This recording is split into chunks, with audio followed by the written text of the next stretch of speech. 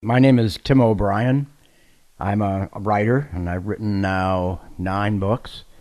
I'm here in Homer because I wrote a book called The Things They Carried, which is a big read book, and which people here in Homer have been reading. The Things They Carried is a work of fiction, kind of a novel in a way, and also kind of a work of short stories that are all interrelated. I'm not quite sure what to call it, except it is a work of fiction. It's based on my own experiences as a foot soldier in Vietnam. And it's partly a book about the physical weights that soldiers carry, not just in my war, but even today. And it's more importantly a book about the psychological burdens that soldiers carry with them after a war, guilt and sadness and joy, the burdens of memory. What can you tell me about your experiences leading up to being drafted? What was your opinion of Vietnam before actually going there?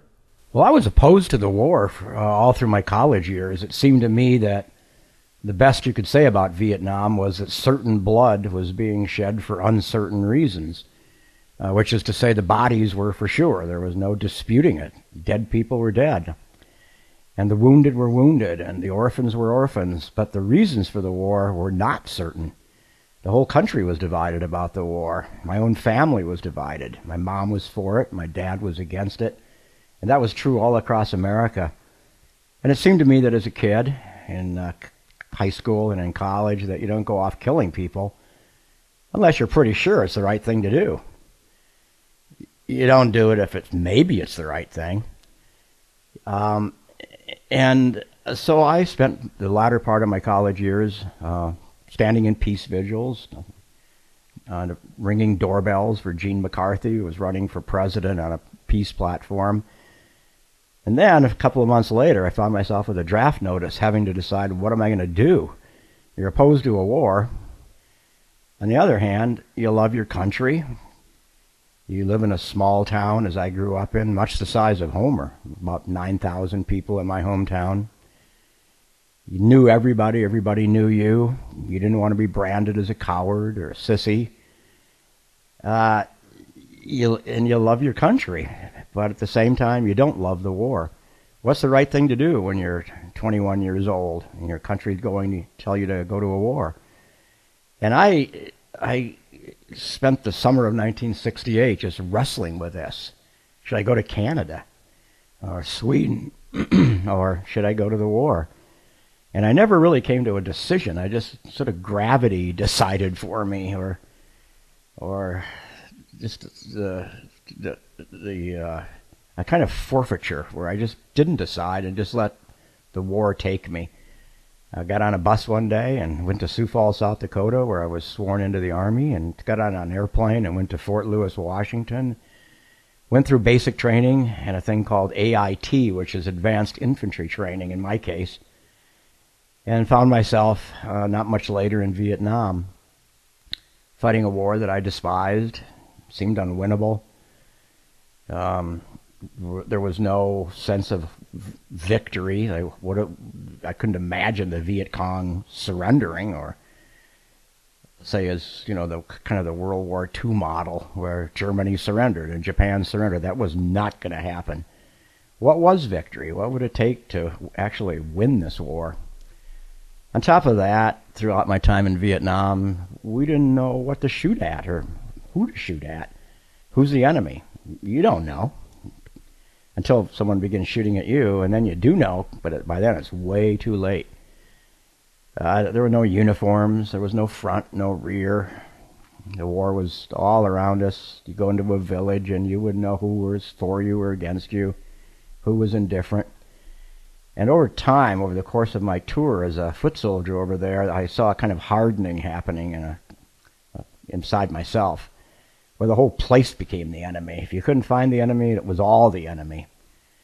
And Vietnam, even the soil kind of became the enemy, the dirt and the jungles, it was all the enemy, because you couldn't find enemy soldiers.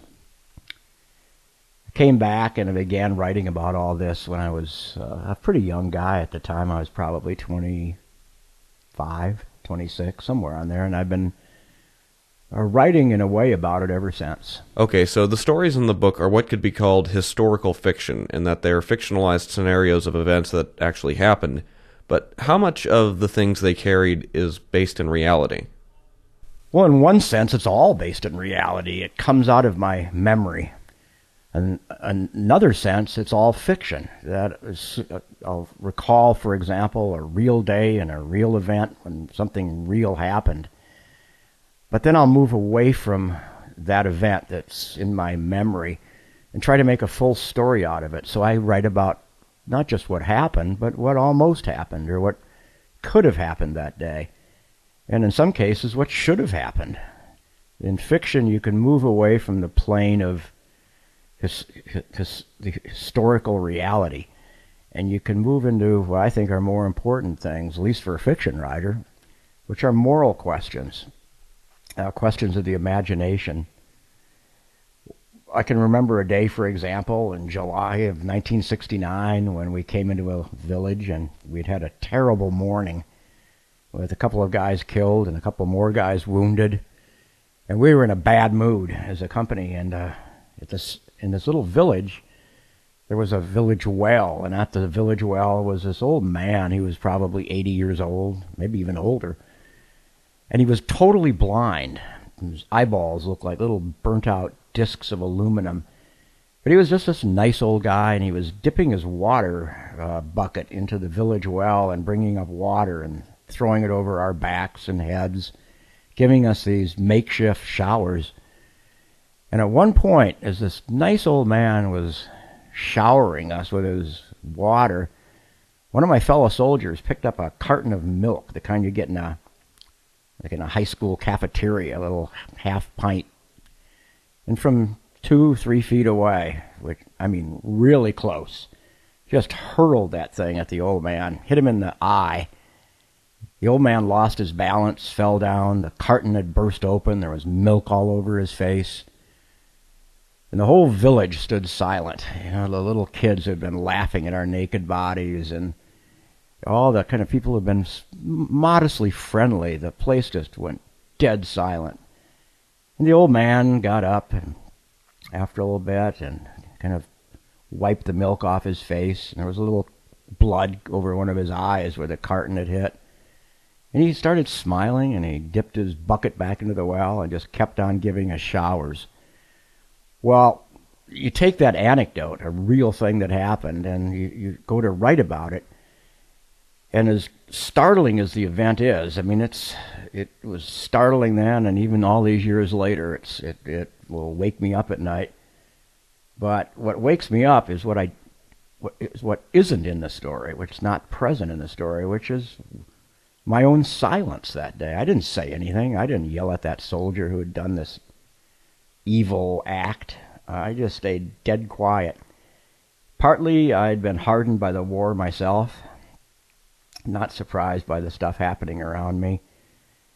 Partly I was like everybody else in my company that day. I was reeling from the deaths of 2 friends and 2 guys badly wounded earlier in the day. Partly, though, I was just a coward. I didn't want to rock the boat. I wanted to be, respected by my fellow soldiers and not looked at as, this sissy guy. And those questions of morality, for me, are more important in the long run than what happened that day between the old man and that soldier. So I move away in everything I write from exactly what really happened and move into a different plane of storytelling, which has to do with issues of morality. So when you published the book, what kind of a reaction did you get from critics and readers with regards to it being based in reality but fictionalized at the same time? Well, the things they carried was an enormous success, way beyond anything I expected. It now has sold over 3 million copies, and it's taught in almost all the colleges and in most of the high schools in our country. You don't expect that when you begin a book. It's the last thing I thought about. I'd written the book really to kind of relieve a pressure on my dreams. I would wake up at 4 in the morning, and there would be that old man, I'd just been dreaming about him and what happened that day, or my own silence. The response from veterans was a lot better than I thought it was going to be. That I didn't get along with a lot of guys I served with. They were too callous for me, and they were too macho. They had too much fun in the war, I thought, with all that firepower they were carrying around. And to this day, all these years later and all these decades later, I still have trouble hanging out with veterans who were actually in combat. They seem to me a little too nostalgic about it all, and a little too redneck in their politics. By that I mean, if we'd only bombed Hanoi more than we did, and if only we'd raped another 100,000 people and killed another 3 million Vietnamese, we'd have somehow won the war. That's the attitude. And I don't believe in it. I don't think it's right. I think you could have paved that country with concrete and still not have won the war. And you don't go into a place with all these lily white faces into another culture and impose your beliefs on them. You just can't do it. Yeah, not with success. The Romans tried it, the British tried it in India, and we've tried it all over the world, and it doesn't work, just as a practical matter. Well, my fellow soldiers that pitch I just gave is of no interest to them whatsoever. And their attitude is of no interest to me. How did you end up coming to Homer to participate in the big read? Well, I was very kindly invited. That Aaron had at the library had sent me an email saying that the things he carried had been chosen for the big read book for Homer. And I'd never been to Alaska and had always wanted to come. So I jumped on it. I gave her a big discount in my fee and said I'd love to do it. And here I am. I just got in last night. In the dead of night, it was ice cold. And I grew up in Minnesota where it's pretty darn cold. But I guess I lost my ability to deal with it. But man, I was cold. But now it's a beautiful day in Homer, and I really think it's a beautiful spot in the world. Well, is there anything else you'd care to say about what you hope your appearance here in Homer helps accomplish? Well, my hope is pretty easy to talk about. That I hope that my short visit here, it's only going to be 4 days or so, but that in my talking about war and about my books, that I can communicate something that you don't get on CNN or the Fox Channel or NBC News about war. What you get really as a citizen is you get 6 guys died today in Baghdad. End of story. Back to the economy. No detail, no faces, no sense of context, no sense of the terror that goes on as a firefight is unfolding or an IED goes off. You get nothing. You get a 30-second spot with a number, the number 6, and maybe the word men, and died, and that's what you get, and then on to something else. And my hope is to put a face on it all and a sense of emotion to it all so that you can feel something about what our soldiers are going through right now in Afghanistan and Iraq. Well, thank you very much for your time, Tim. Great pleasure.